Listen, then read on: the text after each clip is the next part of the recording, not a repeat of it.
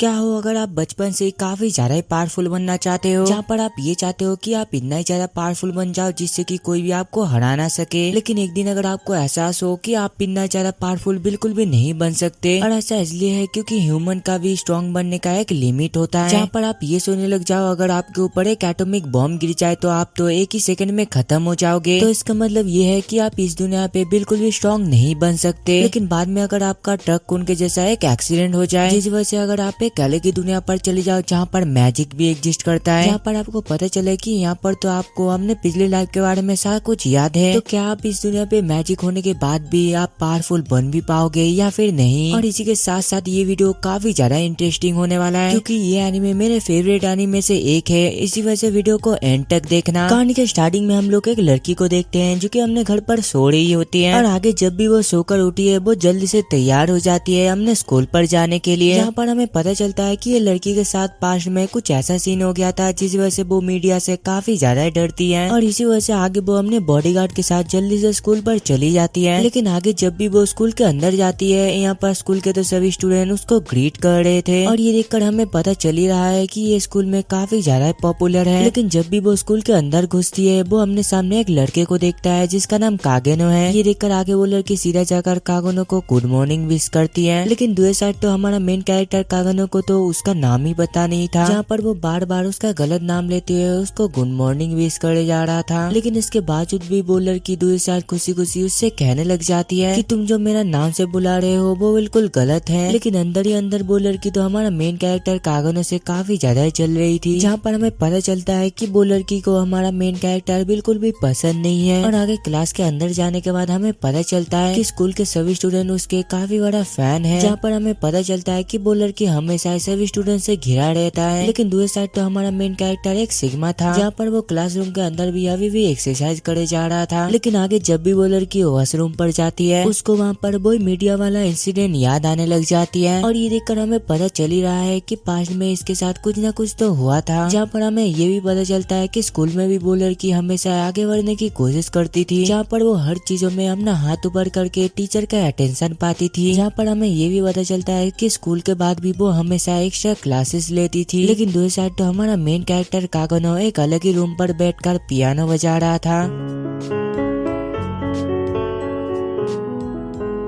और आगे देखते देखते काफी ज्यादा रात हो जाता है, लेकिन यहाँ पर तो वो फेमस लड़की अभी भी स्कूल में बैठी हुई थी, और इतना ज्यादा रात होता हुआ देखकर आगे वो अपने घर पर जाने के लिए जल्दी से रेडी होने लग जाती है। और दूसरी हम लोग वो लड़की का बॉडीगार्ड को देखते हैं जो कि किसी भी काम का नहीं था, जहाँ पर हम लोग ये देखते हैं कि कुछ गुंडे आकर उसको काफी बेरहमी से पीटते हैं। लेकिन आगे जब भी वो अकेले अपने घर पर जा रही थी तभी हम लोग ये देखते हैं कि कागेनो तो ऊपर खड़ा होकर ये सारा कुछ देख रहा था। लेकिन तभी हम लोग ये देखते हैं कि कुछ गुंडे आकर वो लड़की को पकड़ कि यहाँ से लेकर जाते हैं। लेकिन दूसरी साइड तो कागेनो एक सिग्मा की तरह ये सारा कुछ चुपचाप देख रहा था, और आगे वो लड़की को किडनैप करने के बाद वो दोनों बंदे उससे कहने लगते हैं कि हम दोनों तुमको इसलिए किडनैप किए हैं क्योंकि हमें काफी ज्यादा पैसे की जरूरत है, और तुम्हें यहाँ पर किडनैप करके तुम्हारा डैड से हमें काफी ज्यादा पैसा मिल जाएगा। और दूसरी साइड हम लोग कागेनो को देखते हैं जो कि दूर से हमने फोन के मदद से ये सारा कुछ देख रहा था, जहाँ पर वो जल्दी से ये देखकर अपना ड्रेस को चेंज करने लग जाता है। और तभी हम लोग दूसरी साइड वो दोनों में से एक गुंडे को देखते हैं, जहाँ पर वो गुंडा वो लड़की से कहने लग जाता है सच में तुम काफी ज्यादा खूबसूरत हो और यही मौका है तुमको किस करने का, चलो मैं तुमको किस कर लेता हूँ। लेकिन आगे जब भी वो उसको पकड़कर उसको किस करने वाला होता है, अचानक से वो लड़की को अपना पास्ट का सीन याद आने लग जाता है, जहाँ पर एक स्टॉकर ने उसका पीछा किया था उसको किडनैप करने के लिए। लेकिन तभी अचानक से आसमान से एक बंदा टपकता है, लेकिन यहाँ पर तो उन लोगों को कुछ भी समझ नहीं आ रहा था, जहाँ पर हमें पता चलता है कि वो बंदा और कोई नहीं बल्कि हमारा मेन कैरेक्टर कागेनो है। और यहाँ पर तो वो असल में पहली बार किसी लड़की का जान बचाने के लिए आया था, जहाँ पर वो जल्दी से अपने चाकू की मदद से उसके ऊपर अटैक कर देता है, और इसी वजह से तो वो बंदे का हाथ से उसका गन नीचे गिर गया था। लेकिन तभी अचानक से कागेनो के पीछे वो दूसरा बंदा आ जाता है, जहाँ पर वो उससे कहने लग जाता है कि मैं उसके तरह गन बिल्कुल भी इस्तेमाल नहीं करने वाला, और ऐसा इसलिए है क्योंकि मैं पहले एक सोल्जर रह चुका हूँ, और इसी वजह से कुछ हो चाहे मैं आज तुमको यहाँ पर ही खत्म कर ही रहूंगा। ये कहकर ही आगे वो अपने जेब से चाकू को निकाल कर उसके ऊपर कूद पड़ता है उसके ऊपर अटैक करने के लिए। लेकिन यहाँ पर हमारा मेन कैरेक्टर कागनो भी थोड़ी ना कम था। वो जल्दी से अपना हथियार को लेकर उसके ऊपर अटैक कर देता है और उसका ये अटैक की वजह से तो दुएसाद वो बंदे का एक हाथ टूट गया था। और उसका इतना खतरनाक स्किल को देखकर दुएसाद वो बंदे को भी समझ आ गया था कि कुछ भी हो जाए वो इस तरीके से उसको हरा नहीं पाएगा, जिस वजह से आगे वो जल्दी से अपना गन लेने की कोशिश करता है। लेकिन इनमें में हमारा मेन कैरेक्टर कागनो आकर उसको काफी बुरी तरीके से पीटता है। लेकिन आगे जब भी वो यहाँ से जाने वाला होता है वो अकेले वो दोनों बंदे को वहाँ पर ही खत्म कर देता है। ये कर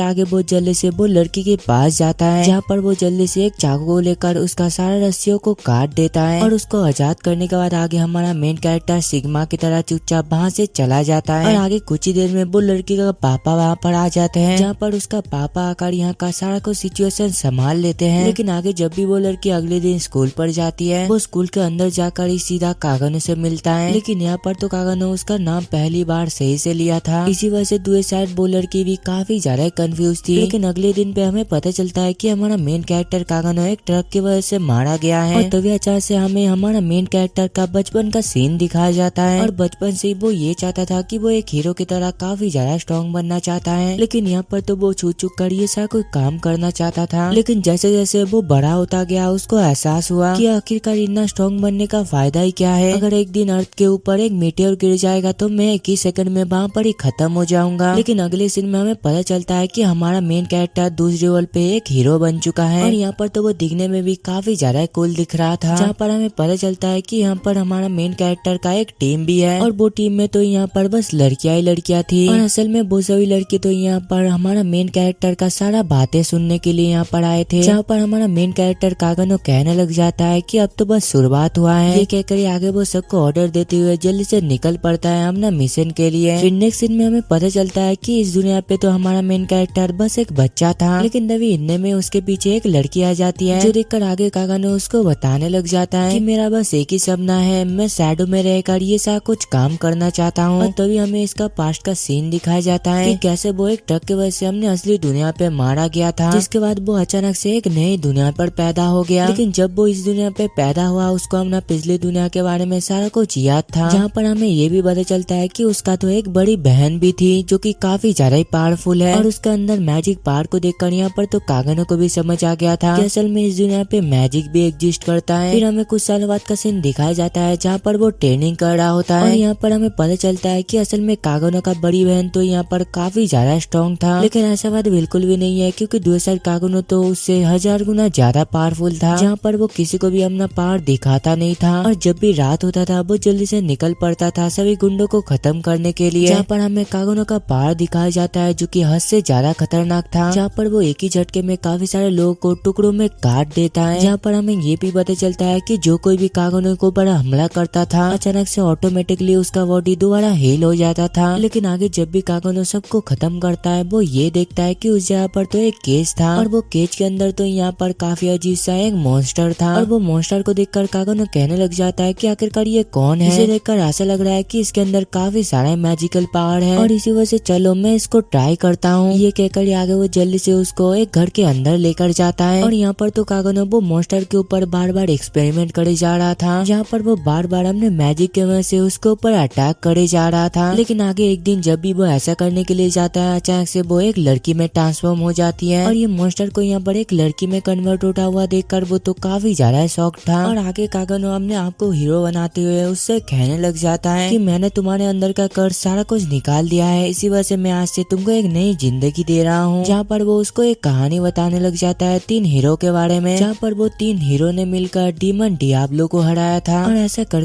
आगे वो इस दुनिया को बचाया था। और ये कहानी बताते बताते आगे कागनो उससे कहने लग जाता है कि तुम असल में एक डीमन की कर्ज के वजह से मॉन्स्टर में बदल गए थे। और उसका ये बात को सुनकर आगे वो लड़की उससे कहने लग जाती है कि क्या तुम मुझे बता सकते हो आखिरकार मुझे ऐसा किसने बनाया था। और उसका ये बात को सुनकर तो यहाँ पर कागनो को भी समझ नहीं आ रहा था कि आखिरकार वो क्या बोलेगा, क्योंकि उसने काफी पहले अपने पार के मदद से उन सभी लोगों को खत्म कर दिया था। और इसी वजह से आगे वो एक बहाना बनाते हुए उससे कहने लग जाता है कि तुमको असल में ऐसा कल्ट ऑफ डियाब्लो ने बनाया था, जहाँ पर हमें पता चलता है कि कल्ट ऑफ डियाब्लो असल में एक ग्रुप है जो कि हमेशा डियाब्लो नाम के डीमन को फॉलो करते हैं। ये कहकर आगे वो कागनो को अपना थोड़ा सा पावर देता है। ये देखकर आगे वो उस लड़की को हमने टीम पर ले लेता है। फिर हमें कुछ दिनों बाद का सीन दिखाया जाता है जहाँ पर कागनो हमने बड़ी बहन के साथ ट्रेनिंग कर रहा था, लेकिन यहाँ पर तो वो बार बार बार जानबूझकर हार रहा था, जहाँ पर वो उसको लड़ाई करते करते उसको ये भी फील करवा रहा था कि वो हद से ज्यादा स्ट्रॉन्ग है। और आगे हमें पता चलता है कि उसका बहन असल में 15 साल की हो चुकी है और इसी वजह से उसका टाइम हो चुका है रॉयल कैपिटल पर जाकर स्टडी करने का। लेकिन अगले दिन भी हमें पता चलता है कि वो अपने घर से गायब हो चुकी है और यहाँ पर तो किसी को भी समझ नहीं आ रहा था कि आखिरकार वो इस तरीके से गायब कैसे हो गया। और इसी वजह से उसके मॉम डैड हद से ज्यादा परेशान हो जाते हैं। और आगे हमें पता चलता है कि हमारा मेन कैरेक्टर कागनो ऐसे बहुत सारे लड़कियों को जोड़ कर रखा था जो कि मॉन्स्टर में कन्वर्ट हो गई थी, जहाँ पर वो इस उम्र पे ही एक बड़ा सा टीम को भी बनाया था। जहाँ पर हमें पता चलता है कि यहाँ पर तो कागनो अपने बड़ी बहन को ढूंढने के लिए अपना काम स्टार्ट कर दिया था, जहाँ पर उसके सभी के सभी टीम मेंबर उसको ढूंढना स्टार्ट कर देते हैं। और दूसरे हम लोग कागनो का बड़ी बहन को देखते हैं जिसको कि बांध कर रखा गया था। और तभी हम लोग उस जगह पर एक बंदे को देखते हैं जो कि उससे कहने लग जाता है कि मैं असल में डियाब्लो के कल्ट से बिलोंग करता हूँ। ये कहकर ही आगे वो सीधा उसके ऊपर अटैक कर देता है। और ये देखकर आगे वो उससे बचती है, उससे कहने लग जाती है कि तुम जरा टेंशन मत करो, जब मेरा भाई यहाँ पर आ जाएगा वो तुम्हें डिस्ट्रॉय कर देगा। जिस पर वो बंदा कहने लग जाता है कि तुम जरा टेंशन मत करो, मैं तुम्हारा भाई को भी यहाँ पर ही खत्म कर दूंगा। और ये सुनकर तो यहाँ पर उसको काफी ज्यादा गुस्सा आ गई थी, जिस वजह से वो सीधा हमने चैनों की मदद से उसके ऊपर अटैक कर देती है। लेकिन यहाँ पर तो वो बंदा हुआ था, इसी वजह से वो कुछ भी नहीं कर पाती। जिस चीज का फायदा उठाकर आगे वो बंदा उसको एक मुक्का मारता है, जिस वजह से वो वहाँ पर ही बेहोश हो जाती है। लेकिन तभी अचानक से उसको पता चलता है कि उसके हाइड आउट में हमला हुआ है। और ये हमला तो असल में शैडो के पूरे टीम ने किया था, जहाँ पर वो लोग एक साथ एक एक करके सभी लोगों को खत्म करते हुए आगे बढ़ रहे थे। जहाँ पर हमें ये पता चलता है कि कुछ ही देर में तो यहाँ पर वो सभी मिलकर सभी लोगों को खत्म कर दिए थे। और तभी अचानक से अल्फा कहने लग जाती है कि हम लोग असल में शैडो गार्डन है और हम असल में इस जगह पर तुम जैसे डियाब्लो वाले बंदे को खत्म करने के लिए आए हैं। और उसका ये बात को सुनकर आगे वो बंदा अपना शॉट को निकाल कर अल्फा के ऊपर अटैक कर देता है। लेकिन दूसरा यहाँ पर अल्फा भी थोड़ी ना कम था, वो एक ही अटैक में उसको काफी ज्यादा घायल कर देता है। और अल्फा को इतना पावरफुल देखकर तो वो यहाँ पर समझ आ गया था कि वो उसको अकेले हरा नहीं सकता है। और इसी वजह से आगे वो जल्दी से एक रेड कलर का गोली खा लेता है। और इसी वजह से तो वो कुछ ही देर में यहाँ पर एक खतरनाक बीस्ट में कन्वर्ट हो गया था, जहाँ पर वो बीस्ट पे कन्वर्ट होने के बाद सीधा वो अल्फा के ऊपर बार बार अटैक करने लग जाता है। लेकिन दूसरा यहाँ पर अल्फा भी कम नहीं था, जहाँ पर वो उससे बिल्कुल भी हार नहीं मान रही थी। और इसी वजह से आगे वो बंदा जल्दी से यहाँ से भागने की कोशिश करता है। और नीचे हम लोग कागनो को देखते हैं जो कि अभी भी अपने बहन को ढूंढने के लिए इधर उधर घूम रहा होता है। लेकिन तभी अचानक से उसके पास वही बंदा आ जाता है और यहाँ पर एक बच्चे को देखकर वो बंदा सीधा जाकर उसके ऊपर अटैक कर देता है। लेकिन यहाँ पर तो कागनो शैडो गार्डन का लीडर था, वो यहाँ पर थोड़ी ना कम था, जहाँ पर वो अपना शॉट के मदद से काफी आसानी से उसका अटैक को रोक लेता है। ये कर ही आगे वो उससे कहने लग जाता है कि तुम तो मेरे सामने कुछ भी नहीं हो। लेकिन दूसरे साइड वो बंदा भी कहाँ ही मानने वाला था, वो बार बार कागनो के ऊपर अटैक करने लग जाता है, जो देखकर कागनो भी एक ही अटैक के मदद से उसका पूरा बॉडी को बीच से काट देता है। और ये देखकर यहाँ पर तो उसको समझ आ गया था कि वो यहाँ पर मरने वाला है। लेकिन मरने से पहले वो डब्बे के अंदर जितने भी गोली थे वो सारे गोलियों को खा लेता है। और इस वजह से तो वो यहाँ पर हद से ज्यादा स्ट्रॉन्ग बन गया था, जहाँ पर वो सीधा अपने बार के मदद से कागनो के ऊपर अटैक कर देता है। लेकिन दूसरा यहाँ पर कागनो भी थोड़ी ना कम था, वो उसका सभी अटैक से बचते हुए उसके ऊपर एक अटैक करता है, जहाँ पर वो उससे कहने लग जाता है कि तुम मेरे सामने कुछ भी नहीं कर सकते। लेकिन आगे मरने से पहले वो अपने सामने एक पेंडेंट को देखता है और उसके अंदर तो यहाँ पर उसकी बेटी का फोटो लगा हुआ था। और आगे कुछ ही देर में कागनो के अटैक के वजह से वो वहाँ पर ही मारा जाता है। और आगे कागनो की बड़ी बहन वो खुद ही वहाँ से बाहर निकल आती है। यहाँ पर तो सभी को ऐसा ही लग रहा था। और अगले दिन पे ही वो यहाँ से निकल पड़ता है कैपिटल जाने के लिए। फिर शाम का सीन दिखाया जाता है, जहाँ पर कागनो अपने सभी साथियों के साथ छत पर खड़ा हुआ था, जहाँ पर अल्फा उससे कहने लग जाता है कि अब टाइम आ चुका है, हम तुमको छोड़ के चले जाएं। और उसका ये बात को सुनकर तो यहाँ पर कागनो काफी ज्यादा शॉक्ड हो गया था। लेकिन यहाँ पर हमें पता नहीं चलता कि आखिरकार वो लोगों ने कागनो को क्यों छोड़ा। फिर हमें डायरेक्ट काफी सालों बाद का सीन दिखाया जाता है, जहाँ पर हमें पता चलता है कि अब कागनो भी 15 साल का हो चुका है। जहाँ पर हम लोग ये देखते हैं कि वो ट्रेन के मदद से सिटी के अंदर पढ़ाई करने के लिए जा रहा था, जहाँ पर कागनो जाते हुए अपने मन में कहने लग जाता है कि मुझे अभी भी याद है अल्फा ने यहाँ से जाने से पहले मुझसे ये कहा था कि धीरे धीरे करके डीमन डियाब्लो का कल्ट काफी ज्यादा ग्रो हो रहा है। और इसी वजह से हम ये चाहते हैं कि हम सभी कल्ट ऑफ डियाब्लो को पर डायरेक्ट अटैक कर दे, और ये काम के लिए हमें आपको छोड़ना ही पड़ेगा। और आगे हमें पता चलता है कि कागनो तो यहाँ पर नए सिटी पर पहुंच गया था, और वहाँ पर आने के बाद उसका गोल ये था कि उसको एक बैकग्राउंड कैरेक्टर बनकर रहना है। और इसी वजह से आगे वो स्कूल पे दो बेकार लड़के के साथ दोस्ती करता है, और आगे वो लोग एक नॉर्मल सा ट्रेन लेते हैं जो कि पूरी तरीके से भरा हुआ था। और असल में वो तीनों तो यहाँ पर एक साथ स्कूल जा रहे थे, जहाँ पर हम लोग ये देखते हैं कि वो लोग तो असल में बुशिन नाम के एक फेस्टिवल के बारे में बातें कर रहे थे। और उस जगह पर तो काफी सारे शॉर्टमैन आकर अपना पावर दिखाते हैं, और जो भी इस चीज में फर्स्ट होता है वो एकदम टॉप में पहुंच जाता है और इसी के साथ साथ काफी सारे लड़कियां भी उसके प्यार में पड़ जाते हैं। और आगे जब भी वो तीनों अपने स्कूल के अंदर जाते हैं वो लोग ये देखते हैं कि यहाँ पर तो काफी सारे लड़के एक प्रिंसेस को प्रपोज कर रहे थे, लेकिन दूसरी साइड तो वो प्रिंसेस एक एक करके सभी लड़कों को रिजेक्ट करते जा रही थी। और इसी वजह से आगे कागनो के दोस्त उसको मक्खन लगाने की कोशिश करते हैं कि जल्दी से तुम भी जाओ, तुम वो प्रिंसेस को प्रपोज करने की कोशिश करो और क्या पता तुम दोनों का बाद में सेट हो जाए। और आगे अपने दोस्तों के कहने पर कागनो भी ये करने के लिए बिल्कुल तैयार हो जाता है। और यहाँ पर तो उसका प्लान ये था कि वो उसको प्रपोज करेगा और जब वो लड़की उसको रिजेक्ट कर देगी वो चुपचाप वहाँ से निकल लेगा। और इसी वजह से शाम पे कागनो शर्माते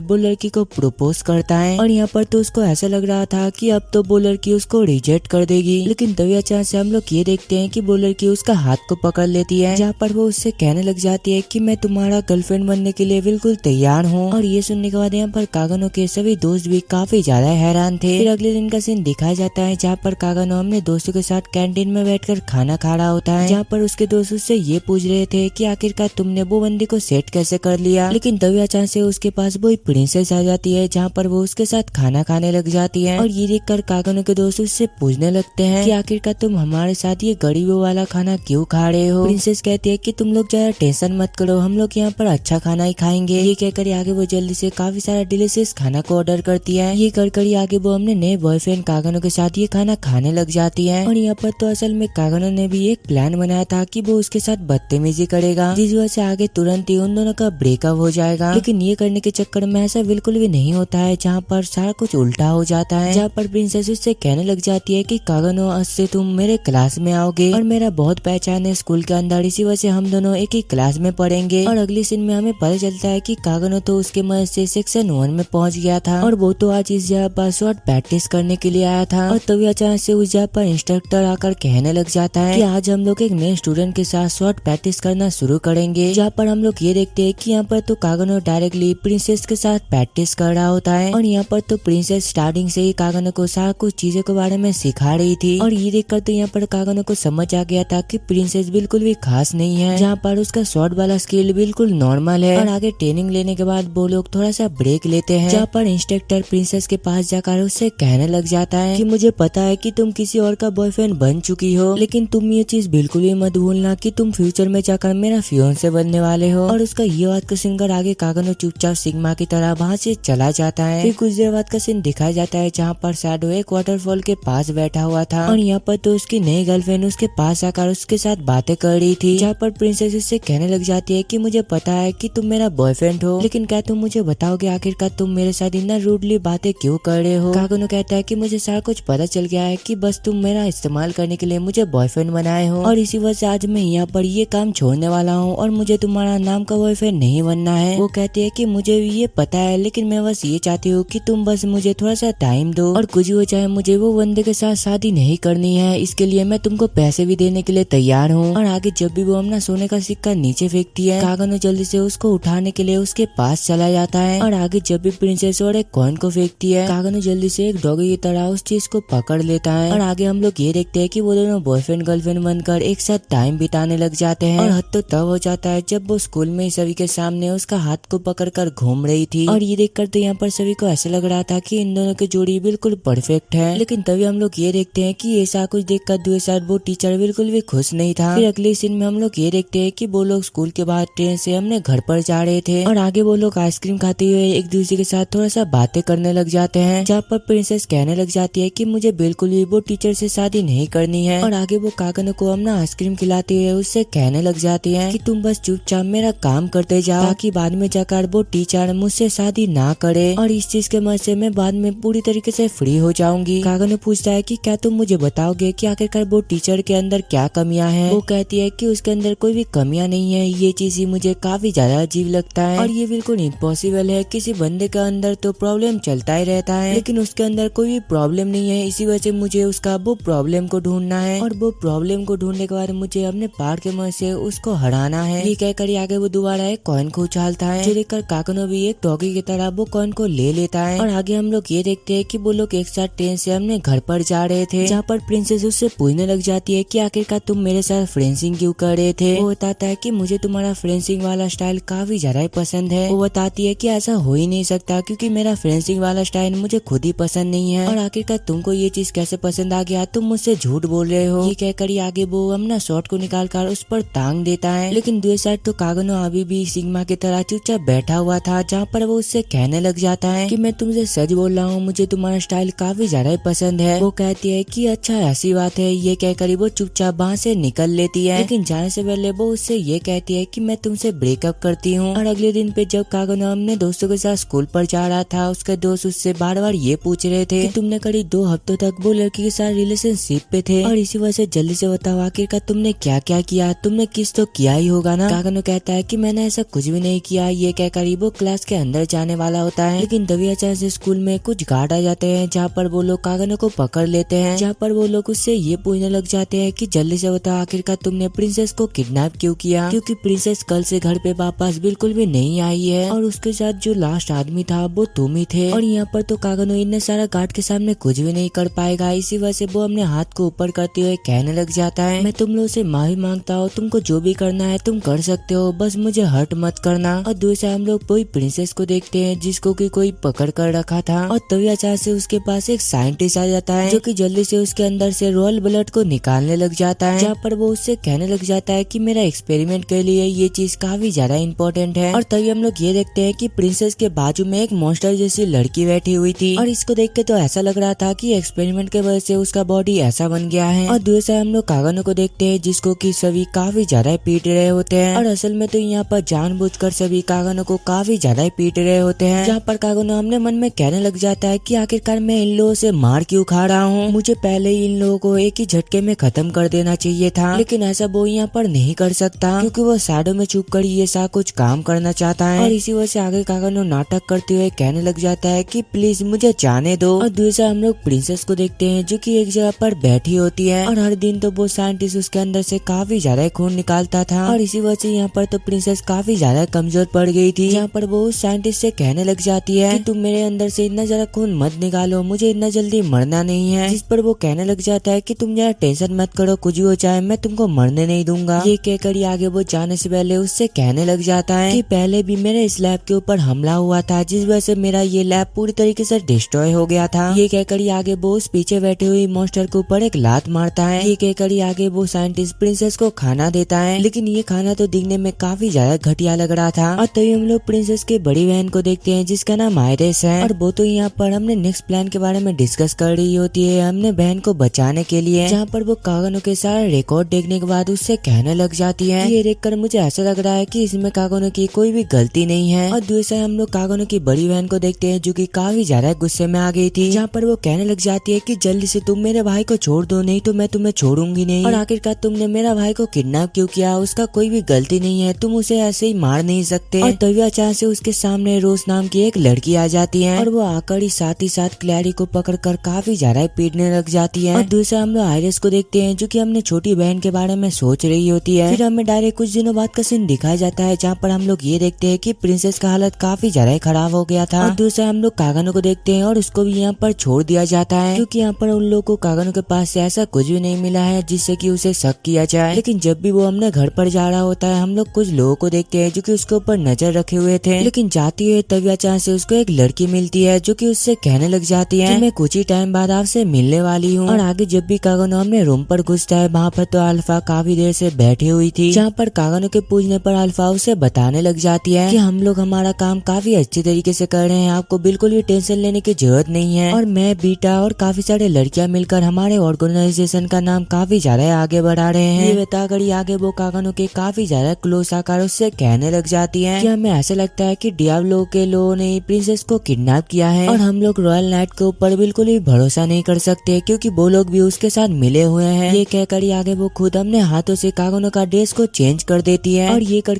आगे वो जल्दी से शैडो वाले यूनिफॉर्म पर आ जाती है, जहाँ पर वो जाने से पहले उससे ये कहती है कि मैं अपने जॉब पर निकल रही हूँ मास्टर। और दूसरा हम लोग प्रिंसेस को देखते हैं जिसका हाल हद से ज्यादा खराब हो गया था और वहाँ पर हम लोग वही मॉन्स्टर को देखते हैं जो कि काफी देर से उसको ही देखे जा रहा था। और दूसरा हम लोग कागनो को देखते हैं जो कि अपने रूम को अच्छे से सजा रहा था, लेकिन तभी अचानक से उसके पास और एक नई लड़की जिसका नाम डेल्टा है वो उसके पास आकर उससे बातें करने लग जाता है। और डेल्टा को देखकर आगे कागनो उसको एक चिट्ठी देता है जहाँ पर हमें पता चलता है कि असल में उसके अंदर तो थोड़ा बहुत इन्फॉर्मेशन लिखा हुआ था। और दूसरा हम लोग अल्फा को देखते हैं जो कि हमने सभी साथियों के साथ बिल्कुल रेडी थी ये मिशन को कंप्लीट करने के लिए। और तभी हम लोग दूसरे डेल्टा को देखते हैं जो कि कागानो के दिया हुआ वो चिट्ठी को पढ़ रही थी। और तभी हम लोग वहाँ पर कागानो को देखते हैं जो कि हमने शैडो वाले फॉर्म पर होता है। और उसका ये खतरनाक फॉर्म को देखकर तो यहाँ पर डेल्टा उसके प्यार में पड़ गया था। और आगे जब भी कागानो अपने रूम से बाहर निकलता है उसके सामने तो यहाँ पर दो लोग बैठे हुए थे जो कि उससे कहने लगते हैं कि तुम यहाँ टेंशन मत करो, अब हम यहाँ पर ही तुम्हें खत्म करने वाले हैं। लेकिन तभी हम लोग ये देखते हैं कि कागानो हमने पहाड़ के मदद से आके दो लोगों को एक ही झटके में खत्म कर देता है। और ये कर कर आगे वो उन लोगों के ऊपर हमला करना स्टार्ट कर देता है, जहाँ पर वो उससे कहने लग जाता है कि मैं कोई कागानो वागानो नहीं हूँ बल्कि मैं शैडो हूँ। और ये कर कर आगे वो एक ही झटके में वो दो बंदे को वहाँ पर ही खत्म कर देता है। और दूसरे हम लोग डेल्टा को देखते हैं जो कि कागानो के हर एक चीज हमने नोटबुक पर लिख रही थी। और दूसरे हम लोग बीटा को देखते हैं जो कि बिल्कुल पागल हो गया था, जहाँ पर वो पागलों की तरह एक एक करके सबको खत्म करते हुए जा रहा था। और तभी हम लोग उस जगह पर कुछ रॉयल गार्ड को देखते हैं और वो लोग तो यहाँ पर लैब के पास आ गए थे प्रिंसेस को बचाने के लिए। और इतने सारे लोगों को यहाँ पर देखकर वो साइंटिस्ट कहने लग जाता है कि फाइनली मैं आज अपना बनाया हुआ चीज को टेस्ट करने वाला हूँ। ये कहकर आगे वो प्रिंसेस के वो ब्लड को वो मॉन्स्टर के अंदर डाल देता है। और उसका ये ब्लड के वजह से तो यहाँ पर वो मॉन्स्टर ट्रांसफॉर्म हो गया था। और आगे जब भी उसका ट्रांसफॉर्मेशन खत्म होता है वो सबसे पहले उस साइंटिस्ट के ऊपर हमला कर उसको खत्म कर देता है। ये कर आगे वो प्रिंसेस के चेनों को तोड़ देती है, जहाँ पर वो धीरे धीरे करके ये पूरा जगह को डिस्ट्रॉय करता हुआ जा रहा था, जिस चीज का फायदा उठाकर जल्दी से प्रिंसेस वहाँ से भाग जाती है। लेकिन जब भी वो यहाँ से भागने वाला होता है अचानक से उसके सामने उसका फ्यूचर वाला हस्बैंड आ जाता है, जहाँ पर हमें पता चलता है कि असल में यही बंदा प्रिंसेस को किडनैप किया था। जो जानने के बाद आगे प्रिंसेस काफी ज्यादा गुस्से में आकर सीधा उसके ऊपर अटैक कर देती है। लेकिन दूसरी साइड तो जेनन काफी ज्यादा पावरफुल था, जहाँ पर वो काफी इजीली उसका अटैक को रोक देता है। ये कहकर आगे वो उससे कहने लग जाता है कि आज मैं यहाँ पर ही तुमको खत्म कर दूंगा। ये बताकर आगे जब भी वो प्रिंसेस के ऊपर अटैक करती है उसको भी यहाँ पर पता चल जाता है कि वो उसके लेवल की बिल्कुल भी नहीं है, क्योंकि यहाँ पर जेनन हद से ज्यादा पावरफुल था। लेकिन तभी अचानक से हम लोग ये देखते हैं कि उस जगह पर कागानो आ जाता है, जहाँ पर वो उससे कहने लग जाता है कि मेरा नाम शैडो है और मैं यहाँ पर तुमको खत्म करने के लिए आया हूँ। जिस पर जेनन कहता है कि तुम जो कोई भी हो तुम इजीली मुझे हरा नहीं सकते, और ऐसा इसलिए है क्योंकि मैं टॉप 12 नाइट में से एक हूँ। ये कहकर जब भी वो कागानो के ऊपर हमला करता है शैडो भी यहाँ पर थोड़ी ना कम था, वो उसके अटैक से काफी इजीली बच जाता है। जहाँ पर हम लोग ये देखते हैं कि यहाँ पर शैडो तो प्रिंसेस के सामने आ गया था उसको प्रोटेक्ट करने के लिए। और दूसरा हम लोग सिटी के अंदर का सीन को देखते हैं, जहाँ पर वो मॉन्स्टर काफी ज्यादा तबाही मचा रहा था। और ये देखकर आगे सभी नाइट उसको काफी ज्यादा रोकने की कोशिश करते हैं, लेकिन उन लोगों के इतने खतरनाक अटैक से भी यहाँ पर वो मॉन्स्टर को कुछ भी नहीं हुआ था। और तभी उस जगह पर आयरिस आ जाती है वो मॉन्स्टर को खत्म करने के लिए, जहाँ पर वो सीधा जाकर वो मॉन्स्टर के एक हाथ को काट देती है। और ये करने के बाद तो उसे ऐसा लग रहा था कि वो उस मॉन्स्टर से जीत रहा है, लेकिन तभी अचानक से वो मॉन्स्टर दोबारा अपने हाथ को रिजेनरेट करता है और उसके ऊपर अटैक करता है। और ये देखकर आगे आयरिस अपने शॉट के मदद से एक एक करके उसका बॉडी पार्ट को काटते जा रही थी। लेकिन तभी उस जगह पर अल्फा आ जाता है और उससे कहने लग जाती है कि क्या तुमको दिख नहीं रहा है कि ये मॉन्स्टर कितना ज्यादा तकलीफ में है और तुम बार बार उसे घायल करते जा रहे हो, और वो दोबारा अपने आप को रिजेनरेट कर रही है और इसी वजह से मुझे एक ही अटैक में उसे खत्म करना पड़ेगा। ये कहकर आगे अल्फा हमने पार को रिलीज करती है उसके ऊपर एक अटैक करती है, और उसका ये अटैक इतना ज्यादा खतरनाक था जिस वजह से दूसरे साथ वो लड़की भी फ्री हो गई थी, जहाँ पर वो उससे कहने लग जाती है कि तुम अब हमारे साथ जाने वाले हो शैडो गार्डन में। ये कर आगे वो आयरिस से कहने लग जाती है कि अब तुम शांति से बैठे रहो, हमारा काम यहाँ पर ही कंप्लीट हो गया है। और दूसरा हम लोग हमारा मेन कैरेक्टर कागानो को देखते हैं जो कि अभी भी जेनन से लड़ रहा होता है, जहाँ पर जेनन बार बार हमने पार को लेवल अप करते हुए उसके ऊपर अटैक करे जा रहा था। लेकिन दूसरा यहाँ पर शैडो भी थोड़ी ना कम था, वो एक एक करके उसका सभी अटैक को डॉज करता जा रहा था। और धीरे धीरे तो उन लोगों का फाइट एक्सट्रीम लेवल पर पहुंच गया था। और शैडो को लड़ता हुआ देखकर दूसरा प्रिंसेस हमने उनमें कहने लग जाती है कि ये बंदा जो कि फेंसिंग स्टाइल इस्तेमाल कर रहा है ये तो बिल्कुल मेरी जैसा है, लेकिन ये तो यहाँ पर काफी अच्छे तरीके से ये स्टाइल को यूज कर रहा है। और मैं शुरुआत से ही हमने ये शॉर्ट स्टाइल को हेट करती थी, लेकिन ये बंदे को ये स्टाइल इस्तेमाल करता हुआ देखकर सच में मुझे ये स्टाइल से प्यार हो गया है। और दूसरा हम लोग कागानो को देखते हैं जो कि जेनन के ऊपर हमला करके उसको घायल कर दिया था। लेकिन तभी हम लोग ये देखते हैं कि वो बंदा वापस से हमने जेब में से वो गोली को बाहर निकलता है। ये कर आगे वो जल्दी से उसके अंदर वाला सारा गोली को खा लेता है, और वो गोली की वजह से तो यहाँ पर जेनन ट्रांसफॉर्म होकर एक मॉन्स्टर में बदल गया था, जहाँ पर वो उससे कहने लग जाता है कि अब मैं तुम्हें काफी इजीली हरा दूंगा। ये कहकर आगे वो जल्दी से उसके ऊपर अटैक कर देता है। लेकिन यहाँ पर तो शैडो है ना, वो काफी इजीली उसका अटैक को डच करते हुए उसको काफी ज्यादा पीटने लग जाता है। और ये देखकर तो यहाँ पर जेनन को कुछ भी समझ नहीं आ रहा था कि आखिरकार यहाँ पर चल के आ रहा है, क्योंकि यहाँ पर इतना पावरफुल बनने के बावजूद भी वो कागानो को यहाँ पर हरा नहीं पा रहा था। और और आगे कागानो अपने बार के मदद से आसपास में एक शील्ड बना देता है, जहाँ पर वो उससे पूछने लग जाता है कि अगर यहाँ पर एक न्यूक्लियर बॉम्ब गिरा तो तुम यहाँ पर क्या करोगे। और अगर मैं सच बताऊं तो मैं भी एक न्यूक्लियर बॉम्ब हूँ। ये कहकर आगे वो अपना फेमस डायलॉग बताता है।